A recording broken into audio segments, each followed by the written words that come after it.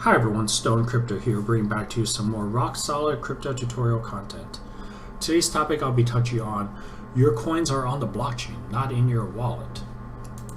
And if your coins aren't in your wallet, what are your wallets used for exactly? And if your coins aren't in your wallet, where are your coins being stored? And lastly, if you don't have your private keys, you don't have control of your coins or your tokens.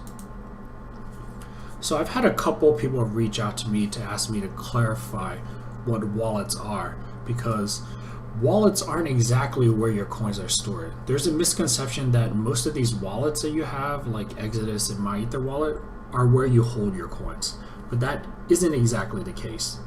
These wallets are simply software that allows you to interact with the blockchain.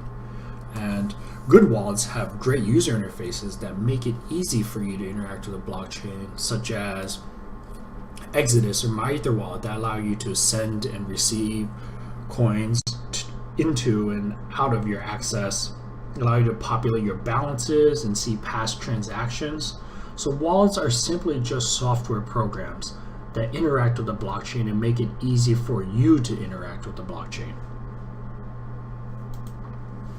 And since your coins are just information that are stored on the blockchain, it makes it accessible anywhere in the world. As long as you have your private keys, you don't need to access your coins through Exodus or through Mu. As long as you have your private key, you can load up that private key into various different types of wallets that are out there and access your coins there. That's what makes it a lot more convenient than, let's say, banking, when you have to wait for your bank to open at 8 a.m., 7 a.m., and they won't send wires past 6 p.m. or 5 p.m. Because the blockchain never sleeps, and because this network is global, that security level is also global, and that convenience level is also 24/7. Lastly, I've mentioned this many times before, if you don't have your private keys, you don't have your own coins or tokens. And you'll see a very heavy emphasis on the importance of protecting and securing your private keys. That's because if you lose your private key, you lose access to those coins on the blockchain. It doesn't mean that they're not there. It just means that once you lose your private key, the access to those coins will be gone forever. And having access to those private keys allows you to access your coins, as I mentioned before, on many of the different types of wallets out there. So you don't need to use a particular wallet. You don't need to be on a particular device. You can access those wallets on your phone. You can access it on your computer. You can access it in a different country. You can access it on your friend's computer. As long as you have your private key, that private key grants you access to the blockchain. And this is where exchange wallets come into place and why they're very, very different from having your own private keys.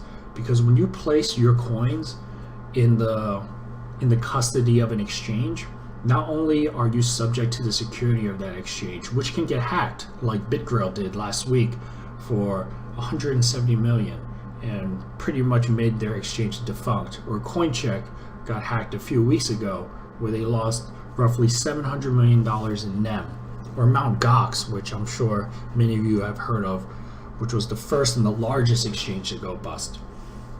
Not only are you subject to the security of these exchanges, you don't have the private keys of those particular wallets, because those wallets are in control of the exchanges.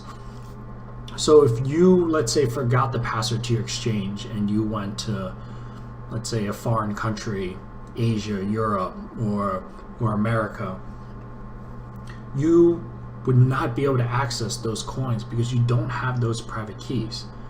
And if you don't have access to your exchange account because you forgot your password, then those coins are pretty much in ownership of that exchange. So remember to always store your private keys. Never leave anything on an exchange that you are not willing to lose. And hopefully that clarifies the difference of what a wallet is and how it should be used. So if you like this particular episode from Stone Crypto, feel free to like, subscribe, and follow us for updates, and we'll catch you guys on the next episode.